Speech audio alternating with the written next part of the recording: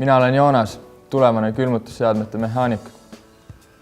Kas teadsid, et paljudes laevades on külmaseadmed, mida kasutatakse lasti hoidmiseks ja säilitamiseks? Seda nii näiteks kalalaevadel kui gaasitankeritel.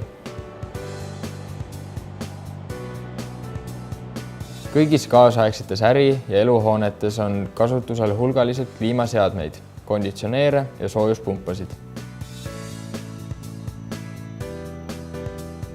Külmhooned ja külmkapid on hädavajalikud nii tootmises kui kaubanduses. Kuidas muidu oleks võimalik toota jäätist või osta poest külmutatud mereande?